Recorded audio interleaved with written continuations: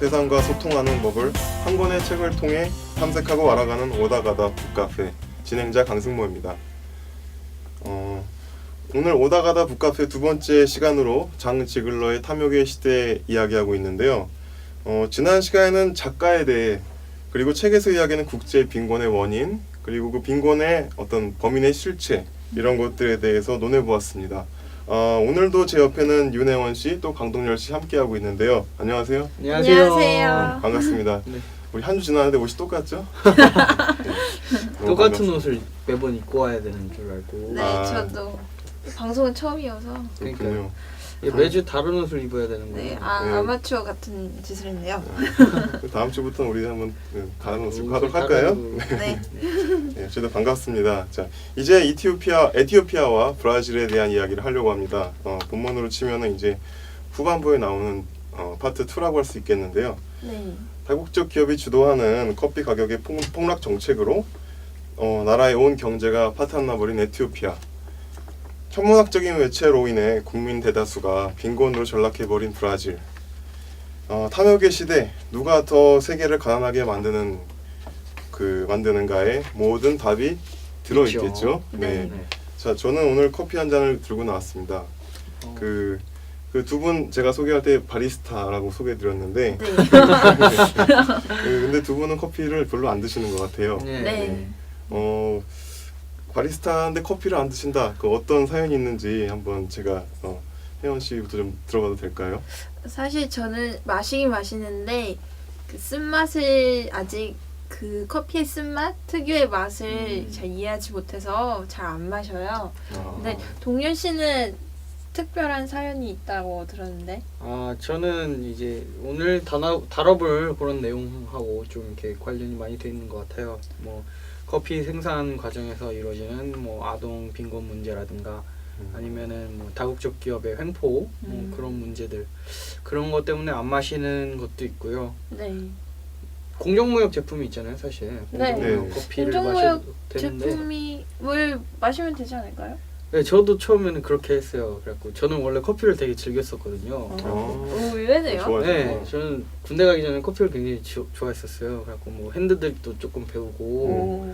뭐 에스프레소를 즐겨 마셨었는데, 이야, 멋쟁이네.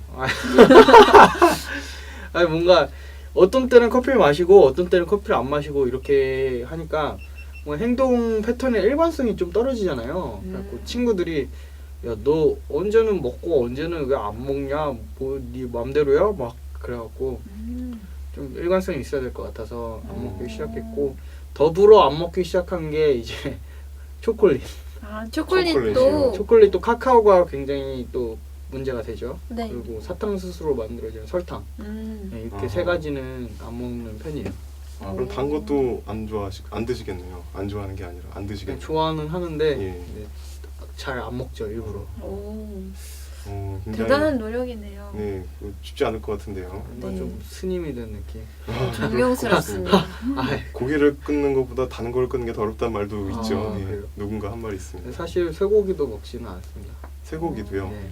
근데 그거는 나중에 이제 환경 관련된 그런 챕터가 나오면 뭐 다른 책에서 다른 이슈로. 저는 양파 같은 남자를 한 번에 다 모든 걸 풀어놓지 않아요. 예, 기대가 됩니다. 하루하루. 신비주의로 이렇게 그럼요. 밀고 나가는 걸로. 저는 서서히 이렇게 저의 모든 걸 파헤쳐드리겠습니다. 네, 벌써부터 인기 관리 시작하시군요. 조만간 팬층이 생길 거로 네. 기대하겠습니다. 네. 자, 어쨌든 우리가 이제 에티오피아를 얘기하면서 커피 얘기로 들어갈 건데 네. 또 커피 하면 또 에티오피아 아니겠습니까? 그쵸. 네, 네. 맞습니다. 좀 소개해 주시죠, 혜원 씨께서. 네, 커피 하면 뭐 에티오피아 유명하죠. 네. 이런 뭐 갈색 황금이라고도 많이 얘기를 하는데 네. 에티오피아는 주요 수출품이 커피였는데 1985년부터 갑자기 커피 수출 산업에 큰 타격을 입었어요. 커피는 뭐 에티오피아의 농민들한테 외화를 벌일 수 있는 그런 확실한 수단이었어요. 그렇죠. 근데 이게 갑자기 수출이 한 67%를 차지한다고 하는데 이 커피 수출 산업에 큰 타격을 입게 되었다는 거는 이런 농민들의 생계에도 위협을 주었다는 뜻이죠. 예, 그 갈색 황금이라고 불렸던 게 커피인데 그 에티오피아 농부들의 피눈물로 바뀐 사연이 있죠. 예, 커피 생산지인 에티오피아 농부들이 받는 커피 가격이 갑자기 폭락하게 된 사건인데요. 이제 국제 극빈자 민간기구 옥스팸에 의하면 2000년에서부터 2003년까지 3년 동안 에티오피아 원두 1kg당 3달러에서 85센트로 떨어졌다고 해요. 제대로 폭락했네요. 그쵸? 또 아닌데 어떻게 그렇게 네, 뚝 떨어질 수가 있나요? 3분의 1도 안 되는 그런 예. 값으로. 예. 네. 그리고 에티오피아 연방정부의 재무장관은 가격 폭락 이후 에티오피아 수출액이 8억 3천만 달러나 줄었다고 발표를 했습니다. 8억 3천만 달러. 그 엄청나죠. 결과 네 엄청나죠. 어. 네, 2004년에는 전통적으로 커피 생산에 전념하는 농부 대다수가 수확을 포기하는 사태가 벌어졌어요. 음.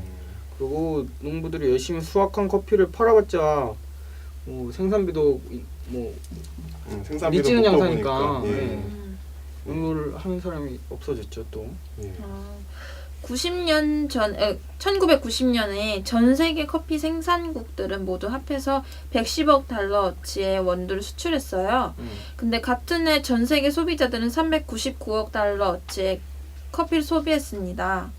그런데 2004년에 커피 생산 농부들이 수출로 벌어들인 돈은 55억 달러로 감소했죠. 반토막이네요. 네, 반토막이 난 거죠. 이 간극 사이에 무슨 일이 있었던 걸까요? 그러게요. 한번 알아볼까요? 2008년 전 세계의 커피 유통의 마지막 단계에 있는 소비자들은 커피 소비를 위해서 700억 달러를 썼습니다. 이해가 안 되는 게 네. 그 커피 소비는 거의 2배 증가를 했는데 네, 오히려 그 저희 농가에 가는 건 반토막 나지 않았습니까? 네 그- 되게 아이러니한 거죠. 네네 좀 이해가 안 가는 상황이 발생했는데요. 예, 참 이상합니다. 네. 커피 이윤의 대부분은 이제 가공 또 판매하는 그런 업자들하고 중간상들이 차지하게 되는데 네. 뭐 하이에나라고도 비유가 되는 그런 중개 상인들인데 아까 말씀드린 그 옥스팸에서 분석한 커피 한 잔의 가격 구성비를 보면은요. 가공비하고 유통비 그리고 판매업자의 이윤이 93.8%로 가장 큰 비중을 차지하고 운송료와 수입업자의 이윤이 4.4% 그리고 세금 중간상의 이윤이 1.3% 그리고 커피 생산 농가의 수입이 0.5%를 차지합니다. 어우, 그러니까 가장 큰 몫은 극소수의 대형 다국적 기업들이 차지하고 있는 거죠. 그러네요. 네, 이건 커피 만드는 사람은 0.5%밖에 못 벌고.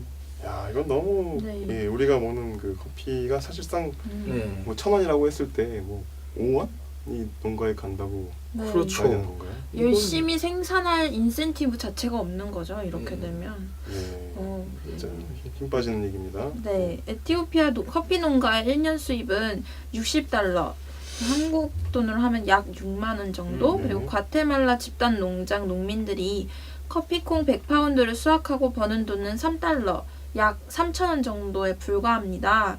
예. 커피콩을 생산하는 케냐, 과테말라, 브라질, 인도네시아 등의 농민들은 커피 45잔을 만들 수 있는 원두 1파운드를 팔고 평균 60센트를 받는 거예요. 0.5kg 정도, 네. 0.5kg 좀 안 되는 걸 팔고 60센트 받는 거면은 와. 60센트면은 우리가 마시는 그 시중에서 마시는 커피 네. 값에 비하면은 아주 네. 정말 박봉이네요. 박봉이고 그 제가 마침 생각나는 얘기가 있어서 하나 해드리면 그 케냐에 있지 않습니까? 케냐도 네. 이제 그 AA 원두가 유명한데 거기 같은 경우에 생산 인구의 이제 3분의 1 정도가 평균 15살보다 어립니다. 15살 미만이고 네. 근데 1950년대에 이 그 커피콩 가격이 폭락을 하면서 그 저개발국의 커피 재배 농가가 그 피해를 고스란히 떠안게 됐는데요. 가뜩이나 빈곤과 노동력 착취에 시달리던 전 세계 이제 2,500만 명 정도 되거든요. 그 커피 재배 농민들 잘 아시겠지만 네. 그분들이 굉장히 참혹한 상황에 직면을 했었습니다. 이때. 어, 근데 서방 세계에서 이제 그때 뭐 자선 어떤 그런 모금이 돼서 전해지기도 했지만 정작 이들의 요구 사항은 어땠을까요? 도움이 아니라 거래였습니다. 트레이드, not aid.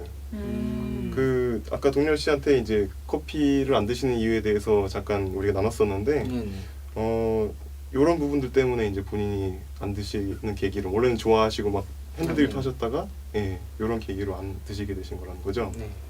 일종의 뭔가 윤리적 소비. 네, 윤주석 네, 요즘 막 윤리적 소비 같은 거가 이렇게 막 공모전도 네. 네. 좀 약간 사회 이슈화 되고 있는데 약간 윤리적 소비에 비슷한 그런 맥락이라고 네. 보면 좋을 것 같아요. 음. 처음부터 뭐 알고 했는 건 아니고 하다 보니까 이게 남들이 윤리적 소비라고 부르는 그런 것이더라. 그런 거였고요. 의식적으로 이제 구매를 거부하는 네. 의지의 실천인 거예요. 너무 네. 대단합니다. 아, 감사합니다. 너무 뛰어들었나요? 부끄럽네요, 갑자기. 네. 좋습니다. 네. 아무튼 커피 생산 프로세스를 한 번 더 살펴볼게요. 94% 커피는 생산 국가에서 녹색 콩인 상태로 아직 볶지 않은 상태로 수출이 됩니다. 역시 이제 바리스타시군요. 그러니까 이 녹색 콩을 이걸 생두라고 하는데 네. 생두를 수출해서 이제 기술이 볶는 기술이 또 굉장히 중요하다고 해요. 커피 향과 그런 게 날아가지 않도록. 네, 그래서 이런 그렇죠. 건 선진국에서 처리를 하는데 그 우리가 흔히들 보는 그 까만색 짙은 갈색 그 볶는 그 과정은 이제 선진국에서 하는데 이 세계 커피 시장은 거대한 영구적인 법인인 다국적 기업에 의해서 좌우되죠. 그래서 그 다국적 기업에서 이거를 막 볶고 이제 예. 가공해서 판매하는 그런 과정을 하게 되는데 네. 네. 커피가 생산되는 브라질, 베트남, 뭐 온두라스, 뭐 에티오피아 이런 곳에서 70개국에서 커피를 재배하는 수천만 명 농부들의 생산 여탈권을 쥐고 있다고 보시면 되겠습니다. 그래서 예, 그 대체 어떤 기업들입니다. 그 대기업들 청취자분들도 아마 궁금해하실 것 같은데. 네, 가장 거대한 다국적 5대 기업 이름 들으면 아마 다 아실 거예요. 아 근데 이거 이렇게 방송에서 얘기해도 되는 겁니까 이거? 고소미 먹는 거 아니에요? 아 그러니까 막 아이 음. 저 고소미 싫어하는데. 그래요? 우리 그냥 약어로 얘기할까요? 아, 네, 약어로. 그래요. 네. 네. 그럼 첫 글자만 이렇게 네. 캐피탈만 따서. 예, 예. 막 농가공 식품 업체로 막 좀 유명하죠? 네. 엔모사. 네, 유명한. 조지 클루니가 아주 섹시하게 선정하는. 네, 아, 네. 네, N? 요즘 엔모사. 엔모사. 예. 예, 그리고 뭐 S사도 있고. 예, S사 마찬가지로 그 농가공 식품업체죠. 예. 네.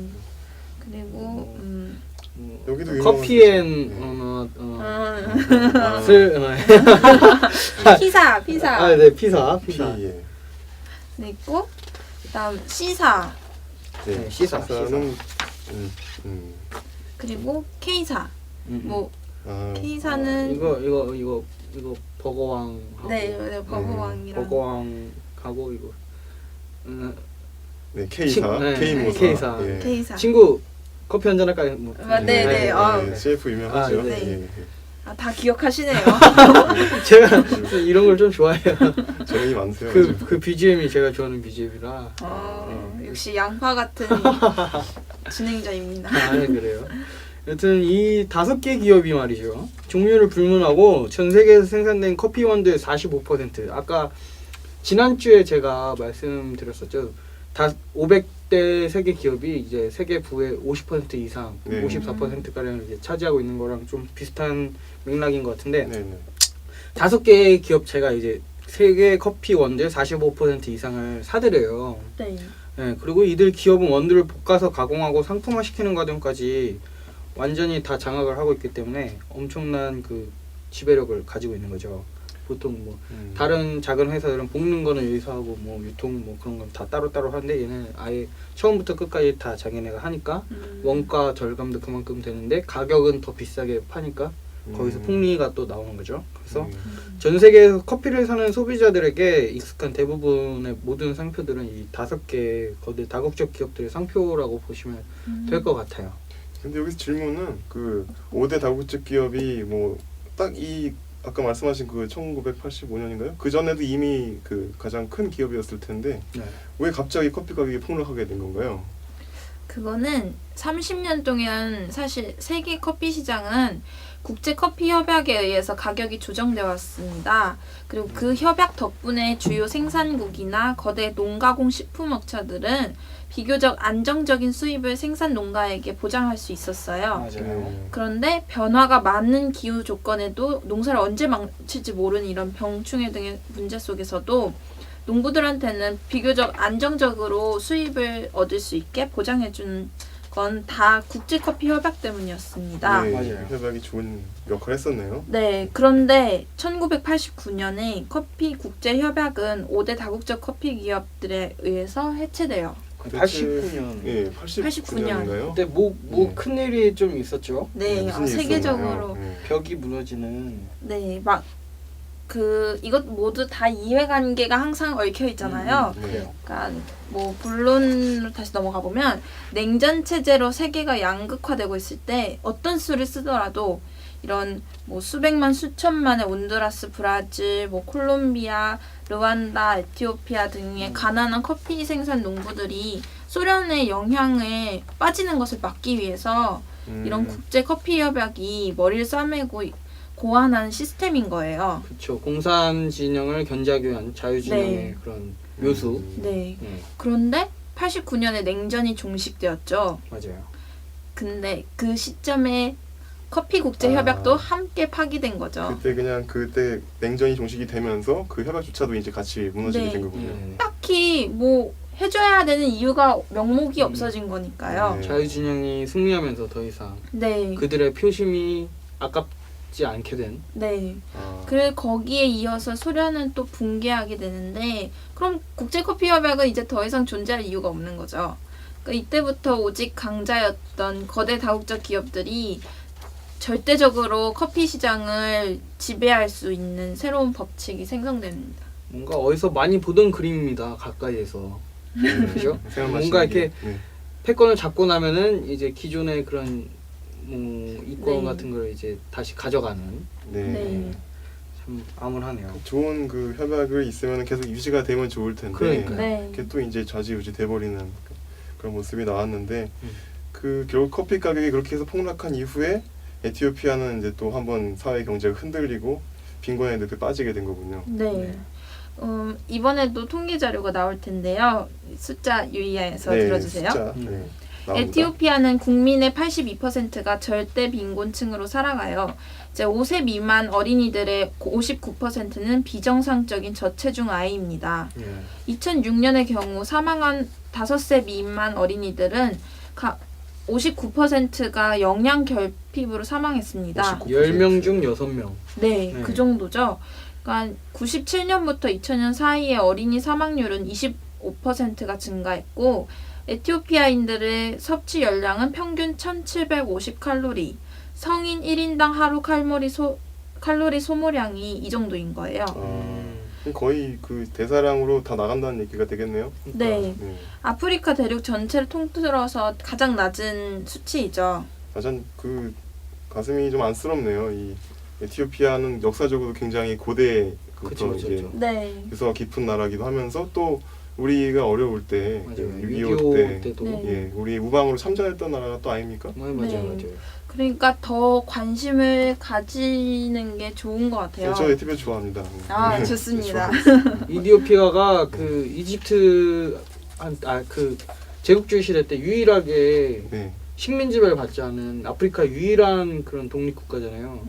굉장히 그러니까 또 인도 차이나 반도에 태국이 태국처럼, 있다면 뭐 네. 아프리카에는 에티오피아가 있다고 할 정도로 꽤 이게 괜찮은 나라인데. 네. 그만큼은 어떤 그 당시에는 경쟁력이 있었던 나라라는 뜻이겠죠. 그렇죠. 네.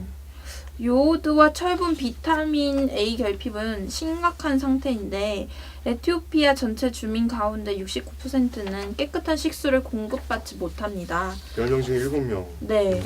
농촌은 더 심각한 상태죠. 에티오피아 중앙과 북부 고원지대에는 수백만 명의 여인들이 매일 개울이나 우물을 찾아서 10km 이상 걸어가가지고 무거운 물동이를 이고 집에 돌아오는 일을 반복합니다.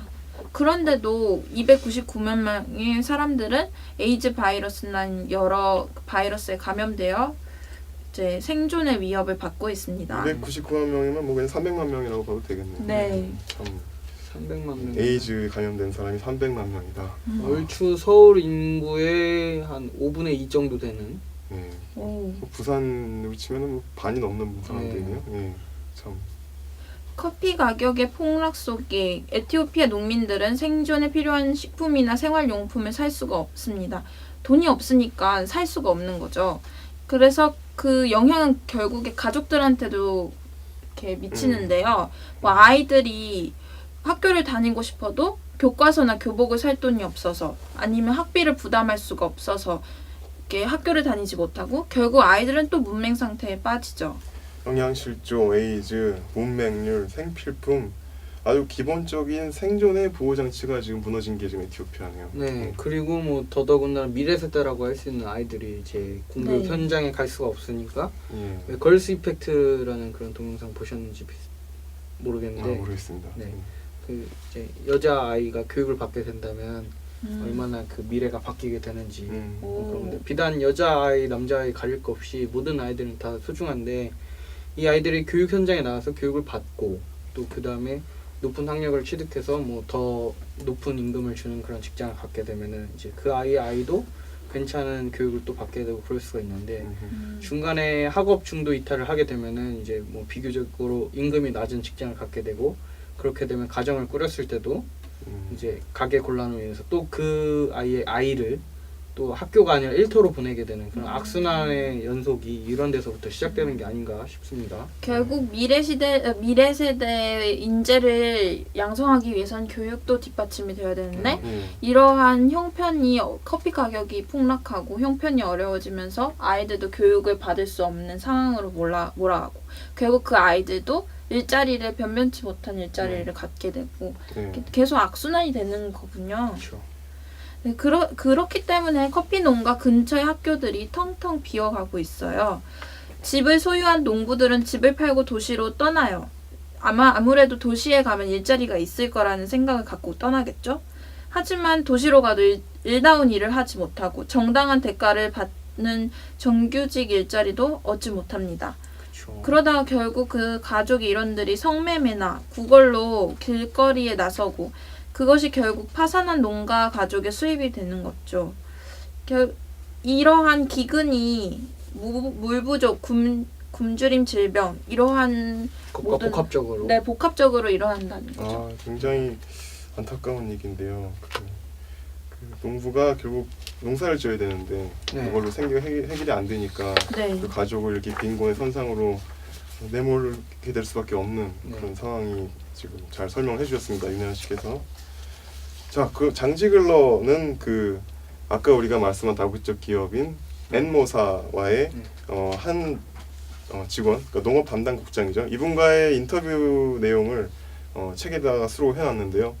에티오피아 농민들이 어떤 상황에 놓여 있는지 아냐고 이 엔모사에 있는 그에게 질문했을 때 그분이 답한 내용이 굉장히 어이없는 내용이었다고 하죠. 와 정말 이거는 읽고 나서 저는 공분을 참을 수 없습니다. 어이가 없었죠. 또 분노하셨군요. 아 정말 화가 나는데요. 이거 정말 읽어보셔야 됩니다. 진정하시고. 거대 기업들이 커피 시장을 지배하는 그런 게 당연하고 또 커피 재배 농부들에게 몰아닥친 상황이 폭력성에 대한 질문에 어디까지나 그것은 세계화된 시장이 지니는 보편적인 힘 때문이라고 변명을 늘어놨죠. 그리고 시장의 동향에 대해서 인간이 할 수 있는 일은 아무것도 없다는 것이 그들의 지론입니다. 그러면 뭐 어떻게 하라는 거죠? 땀나네요. 당황스럽네. 근데 더 화가 나요. 더 더워지는 것 같아요.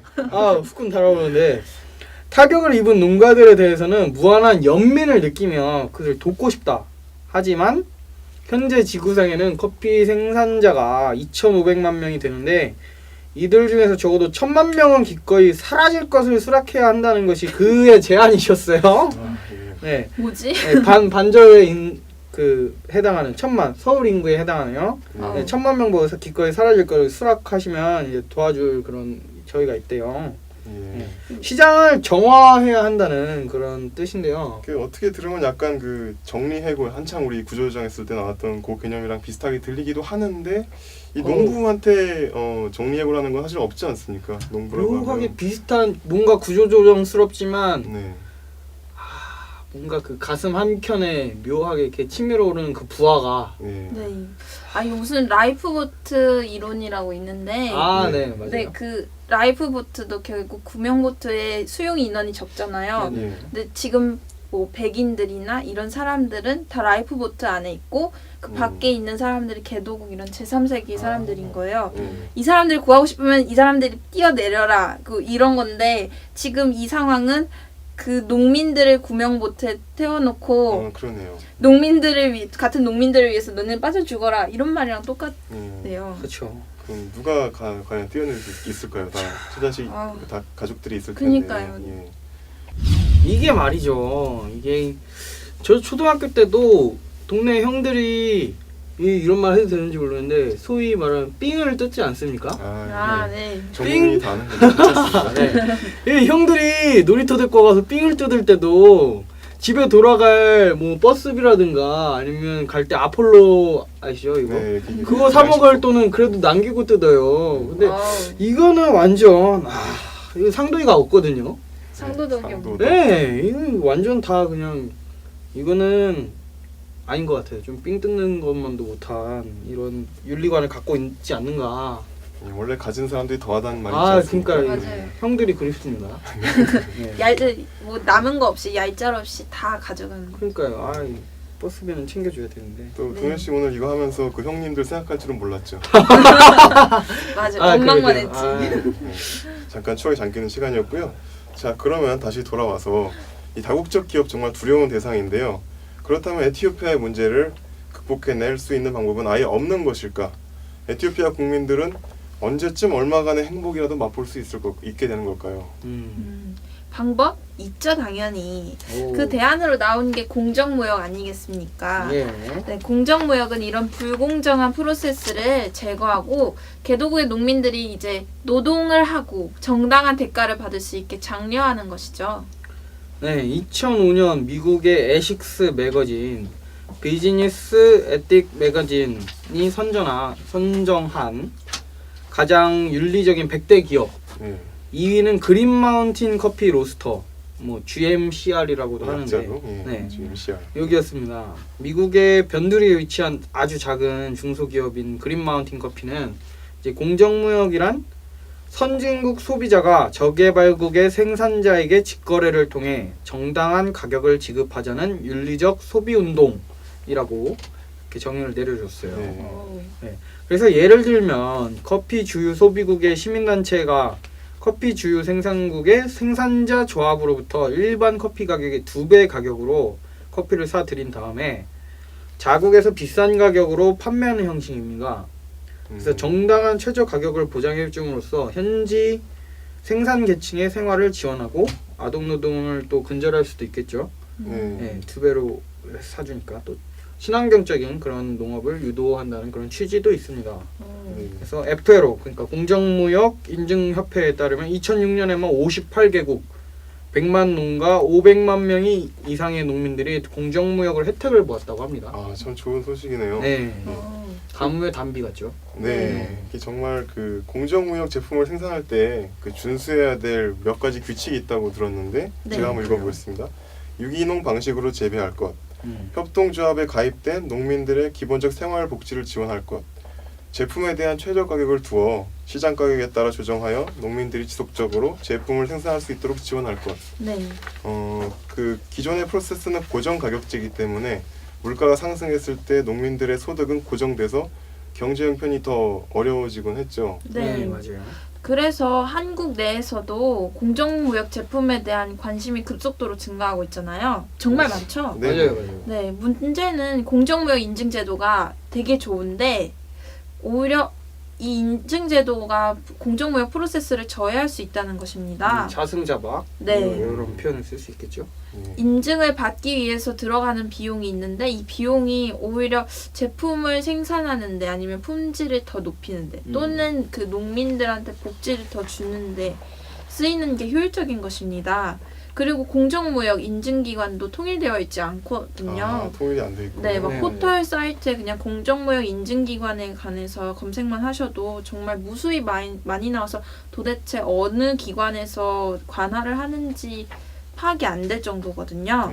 그렇기 때문에 공정무역 제품이 진짜 공정무역 과정을 거친 것인지 아닌지 정확하게 확인하기가 어렵습니다. 네, 그리고 또 최근엔 단순히 메이드 인 개발도상국이고 산지 직송이라는 유통 과정을 취하고 있다고 해서 공정무역을 표방하는 기업들이 생겨나고 있는데요. 네, 매우 우후죽순같이 이렇게 막 생겨나는데 이러한 기업체들 때문에 일부 시장에서는 감성팔이로서 역차별을 받게 된다는 그런 비판도 있습니다. 감성팔이 예. 좋은 취지가 홍보 수단으로만 쓰인다는 거군요. 그렇죠. 네, 또 뭐 문제가 있습니까?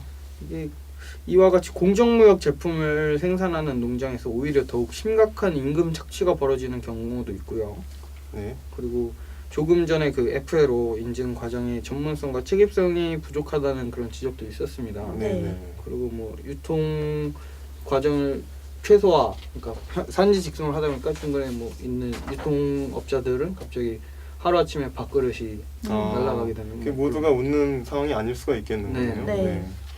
그런 것도 있고요. 뭐 커피 원산지 가격이 낮은 것은 과잉 생산 때문이므로 정치적 판단에 따라 프리미엄을 지급하는 공정무역 운동이 오히려 시장의 수요 공급 시스템을 교란시킨다는 그런 주장도 또 있습니다. 그런 네. 지적이 나올 수 있겠네요. 네, 이런 사이드 이펙트도 부각되고 있지만 여러 다국적 기업들도 이제 사회 여론에 맞춰서 공정무역 제품을 확대 생산하고 있습니다.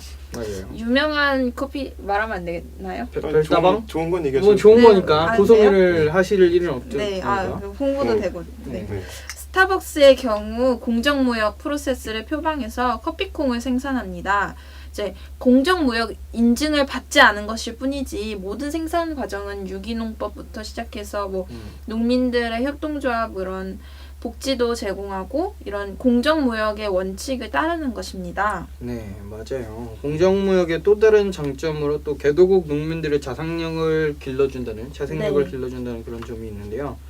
이게 고도의 기술이 필요하지 않고 또 유기농법 기술만 숙지한다면 기존 임금보다 높은 임금을 받고 또 의료 지원이나 뭐 농업 지원금 같은 사회복지적인 그런 혜택도 받을 수 있기 때문에 생활 개선까지 또 도움을 준다고 합니다. 네. 그리고 뭐 아까 말씀하셨었죠, 고정가격제. 네, 고정가격제. 고정가격제. 예. 제가 발음이 참 어렵네요. 네, 고정가격제. 네. 네. 고정가격제에서 벗어나서 네. 시장 가격에 따라서 이제 똑같이 변동하는, 시장 가격이 변동하면 임금도 같이 변동해서 최저임금제를 이런 식으로 변동할 수 있게 해주는 거예요. 그래서 이거 아주 좋은 것 같습니다. 네, 매우 혁신적이죠. 네. 기존에는 막 시장 값이 엄청 올라도 낮은 그 가격을 그대로 막 네. 줬었는데 예. 시장 값이 오르면 임금도 같이 올려주고 좋은 것 같아요. 네. 뭐 이런 혁신적인 그런 것도 있는데 다만 최근 부각되고 있는 공정무역의 문제점, 아까 제가 그 말씀드렸던 그런 여러 가지 문제점들만 좀 해결이 된다면 예. 지속 가능한 발전을 이룰 수 있도록 매우 큰 도움을 줄 수 있을 것이라, 지대한 공헌을 할 수 있을 것이라 그렇게 생각을 합니다. 예. 네. 아까 말씀하신 것처럼 이렇게 공정무역 원칙이 여러 가지 있는데 최저임금제 네. 그런 시장 가격이 아무리 인플레이션이 일어나도 그 최소한의 생활을 꾸려나갈 수 있도록 최저임금 우리가 아르바이트비도 막 최저임금제가 있잖아요. 네. 그런 것처럼 시장 가격을 고려해서 임금을 주는 것 이게 가장 정말 어떻게 보면은 농민들이 이런 커피를 생산하는 농민들이 최소한의 생계를 꾸려나갈 수 있는 가장 큰 밑바탕이 되는 거죠. 그렇죠. 네. 그리고 사회적 복지 혜택에 대한 부분도 아까 있다고 말씀하셨잖아요. 예. 근데 이건 공짜로 받는 건 아니에요. 좀 설명을 해주시면 좋을 네. 것 같은데. 네. 예. 저희 세금 내서 복지를 받는 것처럼 네. 이런 제품 판매 수익의 일정액을 협동조합이 프리미엄 텍스를 받고 사회 보조금 차원으로 다시 농민들한테 돌려주는 시스템이에요. 네. 지표만 놓고 봤을 때 공정무역을 하는 농민과 하지 않는 농민의 수익은 별로 큰 차이가 없어요. 네. 하지만 중요한 것은 공정무역은 농민이 더 잘 살도록 만드는 게 아니라 더 나은 삶을 살 수 있도록 해준다는 거예요. 네. 나은 삶이죠. 이제 그렇죠. 임금은 크게 오르지 않는 대신 아이는 노동을 하지 않고 학교도 갈 수 있고 의료복지도 받을 수 있는 거죠. 지금 기준이 좀 다른 거네요. 잘 사는 단순히 그 네. 수익이 많은 게 아니라 정말 삶의 질이 좀 높은 네. 그런. 이렇게 이코노믹 그로우스와 이코노믹 디벨롭먼트 이렇게 얘기를 했을 때 그로우스와 디벨롭먼트의 개념은 많이 다르잖아요. 네네. 그러니까 디벨롭먼트의 개념으로 공정무역이 진행되고 있다는 거죠. 그래요. 가끔 영어가 좀 더 국어보다 와닿을 네. 때가 있는데 맞아요. 이런 경험이 또 오늘 하게 되네요. 네. 그로스는 성장, 네. 디벨롭먼트는 발전. 발전. 그렇죠. 네. 지표의 거품에 살짝 이렇게 눈이 가려지면 안 될 것 같아요. 네. 네, 숫자 노름이죠. 항상 그 지표 이면에 있는 그 진실을 한번 다시 한번 생각해봐야 할 필요성이 있는 것 같습니다. 네, 네. 맞습니다. 예. 그 아까 스타벅스의 좋은 예를 들었는데 그 혜원 씨는 나중에 꼭 그 매장에 방문하셔가지고 아, 예, 기념품 카드 하나- 주시나요? 네, 스타벅스 카드. 저희 집 앞에 한번 건의해 보겠습니다. 아, 그래요? 예. 현재 세계적으로 유통되는 공정무역 커피는 전체 고용량에는 아직 0.1%밖에 되지 않는다고 합니다. 그렇지만 해마다 그 증가세가 20에서 30%로 늘어나고 있는 추세라고 합니다. 네. 한국에서는 몇 년 전부터 우리 둘의 생협, 뭐 작은 대한무역, 아름다운 가게. 아가라고도 흔히들 아가. 하더라고요. 아가. 네. 아름다운 나 가게. 아가에서 자원봉사회 뭐 이런. 아, 네. 주변에 많. 아니, 해보셨어요? 제가 한다는 게 아니고 제 친구가 하더라고요. 줄여서 아가. 네, 아가라고도 네, 하더라고요. 홍보 많이 해주고 있습니다. 여성 환경연대 등 여러 군데에서 또 공정무역 운동을 벌이고 있습니다. 맞아요. 자, 오다가다 북카페 탐욕의 시대 장 지글러의 그 책으로 지금 계속 두 번째 시간 가지고 있고요. 네. 이번에는 이제 에티오피아에서 바다 건너서 브라질의 이야기를 해볼까 합니다. 네. 천문학적 외채로 인해 수많은 국민이 빈민으로 전락한 브라질, 부채와 기아의 악순환에 멍들어가는 라틴 아메리카에 위치한 세계 7위의 경제대국 브라질. 지금 세계 7위더라고요. 규모가. 오. 무슨 근데 문제가 있는 걸까요? 아, 브라질이 말이죠. 오늘날 세계에서 가장 중요한 곡물 수출국이자 서류상으로만 보면은 식량 자급자족이 가능한 그런 나라로 분류가 됩니다. 제가 아까 네. 그 지표상. 지표상의 그 거품 그 네. 얘기를 했었는데 바로 나오죠. 예. 네. 실상이 이와 전혀 다르거든요. 브라질 내부에서는 이미 오래전부터 수천만 명에 달하는 국민들이 심각한 만성 영양 결핍에 시달리고 있고요. 아하. 네. 브라질의 농산물 수출이 대부분 외국 기업들에 의해서 통제되고 또 좌지우지가 되고 있어요. 그리고 과거 군사 독재 정권과 이와 결탁한 허수아비 대통령들이 수출입은행이나 국제통화기금, 뭐 유럽이나 일본, 북미 지역 민간은행들로부터 돈을 마구스 끌어다 쓴 덕분에 예. 천문학적인 액수의 부채가 생겼죠. 그래서 대다수의 국민들이 빈민으로 전락한 까닭이 이 부채 때문이라고 또 부채가 합니다. 문제군요. 네, 부채. 예.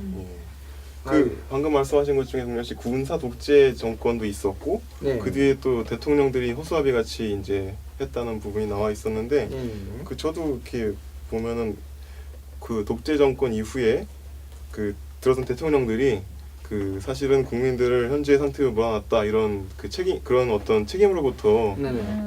자유로울 수 없다는 그런 이야기를 저도 그 읽게 됐는데요. 맞아요. 이 부패를 조장했으며 또 수익성이 높은 공공기관들을 다 외국 자본에게 유리하도록 민영화시켜버리고 네. 이런 부분들이 있었다고 합니다. 그 결과 도시에는 실업자 그리고 또 노숙인들이 지금 엄청나게 여전히 많고 또 쓰레기장을 뒤져서 생계를 유지하는 아이들이 아직도 많다고 합니다. 이게 올해 이제 좀 있으면 하는 월드컵, 네. 예. 그리고 2016년 올림픽 개최를 앞둔 오늘날 브라질의 현실이기도 합니다. 맞아요. 이게 어. 부채가 부채질 하게끔 만드는 것 같아요. 네. 아주 덥네요. 하는군요. 부채 때문에 부채질을 해야 될 것 같아요 지금. 네, 뜨겁습니다. 네. 되게 양면을 갖고 있군요. 네. 이제 브라질의 외채 상환 능력이 떨어지면서 브라질이 디폴트, 그러니까 채무 불이행을 선언할까봐 두려워진 민간은행들이 IMF에 이제 막 얘네 돈 갚게 해라 이렇게 압력을 넣었어요. 네. 그래서 결국에 IMF는 이런 등살에 밀려서 브라질의 외채 상환을 위한 지원금을 제공하고 융자를 제공한 거죠. 네. 네네. 그러면서 구조조정책을 따르도록 했습니다. 이 상황은 참 아이러니한 건데요. 왜냐하면 IMF는 세계 경제 번영을 위한 기관이라고 제가 앞서서 계속 얘기했잖아요. 지난주에 했던 그 말씀 구조조정도 지난주에 나왔었던 그 얘기인데요. 네. 근데 개도국의 열악한 경제 복구를 도와야 하는데 그렇지 않고 대신에 민간은행의 요구에 따라 개도국에게 상환을 독촉하는 사채업자 노릇을 한 거죠. 네. 이제 IMF가 그런 등살에 밀려서 이렇게 지난주에 말했듯이 대부업체처럼 네. 행동했다는 거. 청취자 여러분들 네. 제가 지난주에 노래까지 불렀는데 네. 까먹지 않으셨겠죠? 복습하고 오세요. 네, 그래요. IMF가 이제 본래 기능을 하지 않은 게 나타난 거죠. 네, 뭐 미필적 고의라고나 할까요? 네. 브라질 룰라 대통령도 브라질의 과다한 외채로 인해 첫 임기에 시행하려고 했던 복지 정책을 시행하지 못했었습니다. 룰라 대통령은 좀 좌파적인 성향을 가진 정치가 상당히 있지만 그 네. 기대가 많았었죠. 네네. 논란과. 그 미국에서 막 견제도 엄청 견제가 예. 장난 아니었죠. 속된 말로 겐세이라고 하죠. 여러 겐세이가 가지 좀 많이 표현하고 들어갔었는데 이게 좌파 정치라 겐세이를 했었는데 이게 대통령 재임 기간 동안 역설적이게도 성장주의 노선을 걸었습니다. 경제 성장을 위한 정책을 단행했는데 완전 다른 네, 그렇죠. 길을 네. 걸었네요. 예. 네. 기대와는 다르게. 이를 두고 세계화 지상주의자들은 뭐 역시 신자유주의가 옳다라고 막 극렬히 이렇게 막 숭배를 했죠. 하지만 우리는 룰라가 성장주의 경제 노선을 선택한 것에 주목하기보다는 이제 첫 임기에 시행하려고 했던 복지 정책의 장애물이 무엇이었는지를 먼저 주목해야 해요. 좌파인데 복지 정책을 안 하고 네. 경제 성장을 우선시했단 말이죠. 이 네. 장애물이 뭐였을까요? 외채였죠. 외채. 외채. 그 시각은 그 책에 있는 장 지글러의 그 시선과 같네요. 동현 씨가 말씀하신 거는. 사실 책을 읽고 저는 아, 저는 그저 지글러님이 어깨 위에 올라선 난쟁이에 불과하죠. 또 겸손의 표현이. 아이, 겸손하네요. 아, 죄송합니다.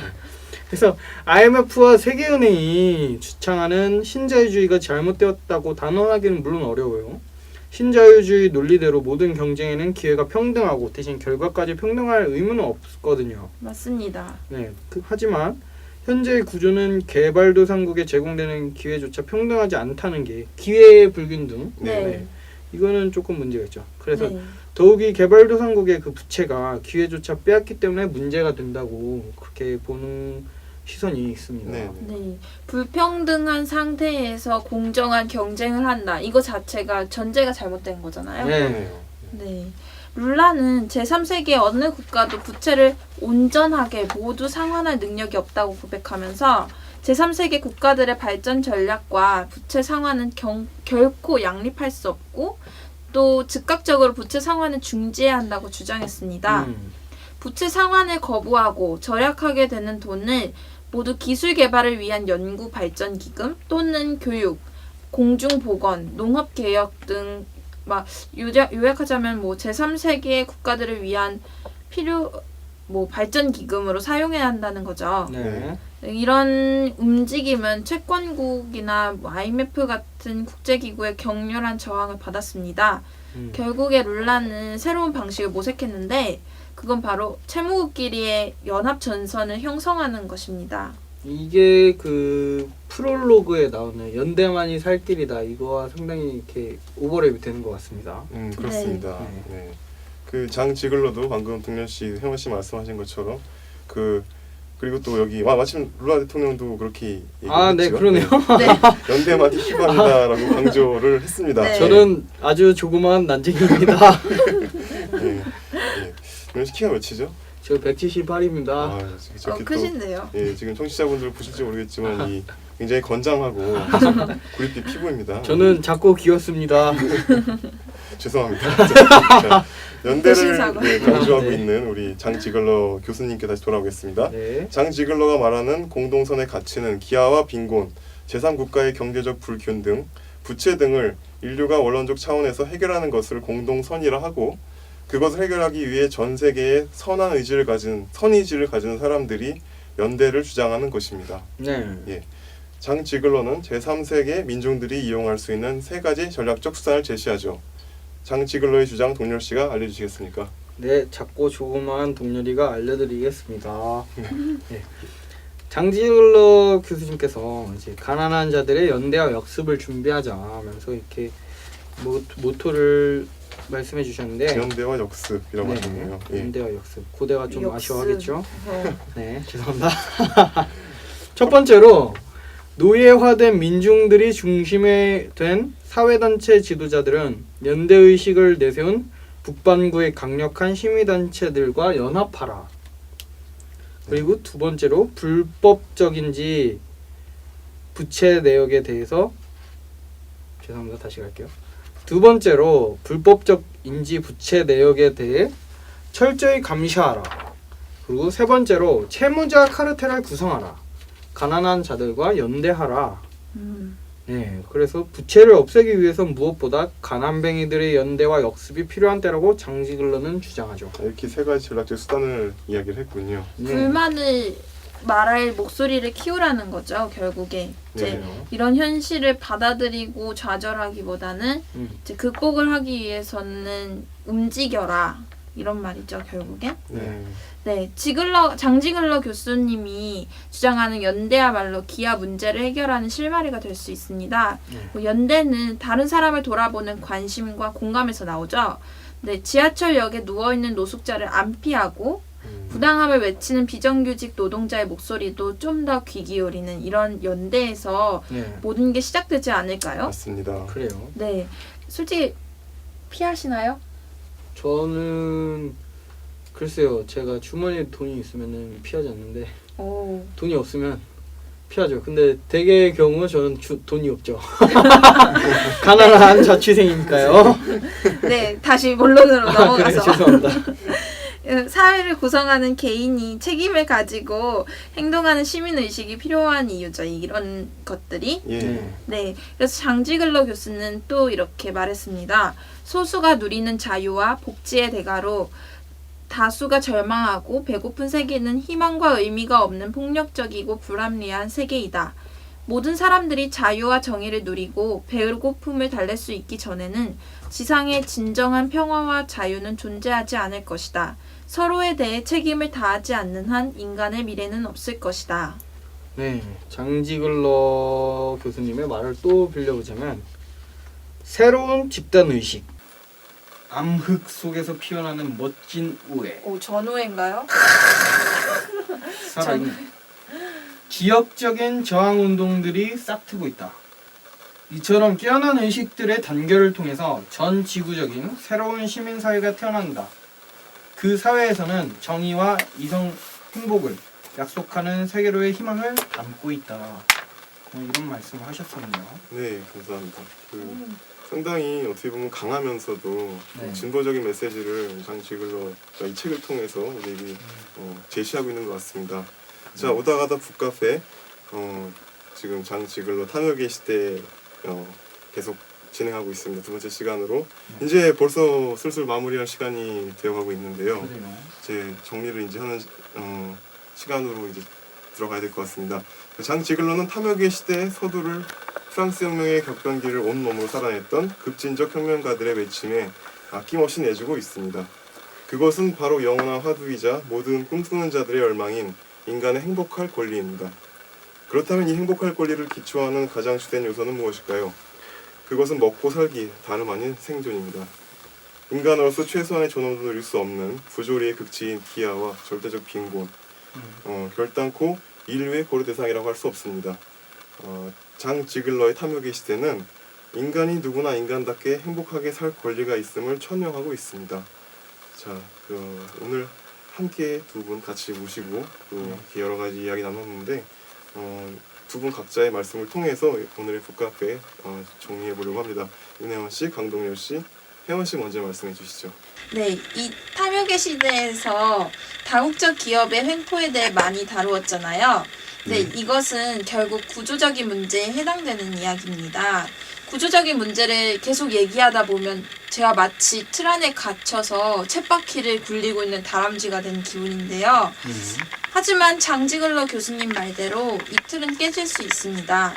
깨뜨리기 위해선 이런 구조적 문제를 의식하고 바꾸려는 사람들의 노력이 필요한 거죠. 그렇죠. 네, 뭐 아까 말했듯이 연대도 필요하고 IMF나 월드뱅크 같은 경우에도 다시 원래 그 왜곡된 기능이 아닌 원래 소기의 목적. 네, 원래 목적을 다시 되찾고 물론 지금도 뭐 성과를 갖고 있다 하지만 네. 개도국을 위한 작업도 다시 하고 네, 이런 연대를 계속 하다 보면은 네.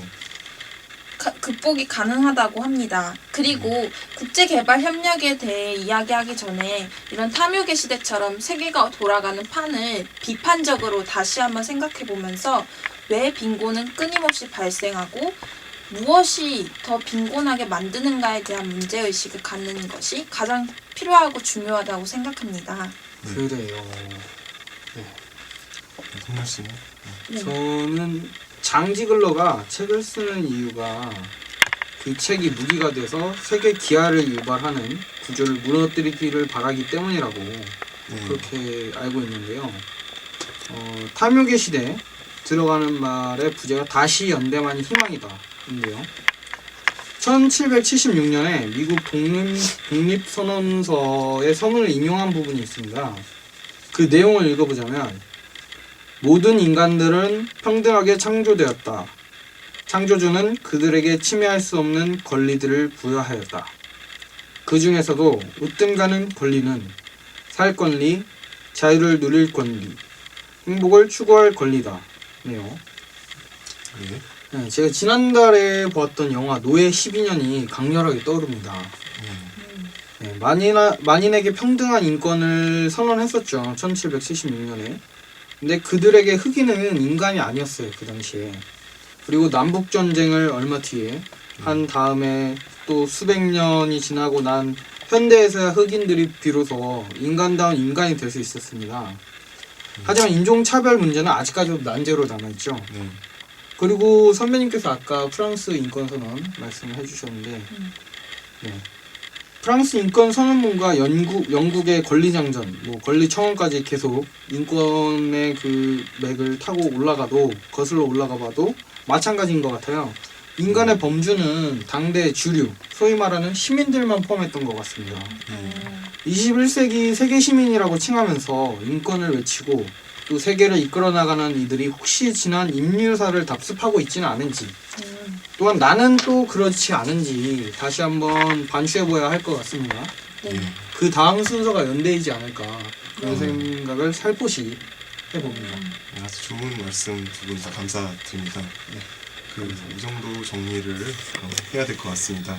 자, 팟캐스트 오다가다 북카페 장지글러의 탐욕의 시대 어떻게 여러분 의미 있는 시간 드렸습니까? 네. 매우 그렇습니다. 네, 저 또한 그렇습니다. 다음 시간에는 이제 여기 보시면 제프리 삭스의 빈곤의 종말 이 책을 또 다시 우리 오다가다 북카페에서 만나서 또 두 분과 함께 이야기 나누도록 하겠습니다. 네. 오다가다 북카페 바리스타 두 분, 혜원 씨, 동엽 씨 오늘도 수고 많으셨고요. 무려 2주 동안 잘 지켜주셨는데 다음에는 우리 빈곤의 종말 요 새로운 책을 통해서 우리가 더 빈곤에도 한 걸음 더 나아가서 세계의 어떤 위기를 분석하고 그 해결 방안을 더 심도 있게 제시해 보도록 하겠습니다. 인간의 행복한 권리를 찾는 그날까지 오다가다 북카페는 계속됩니다. 다음 주에 또 만나요. 제발.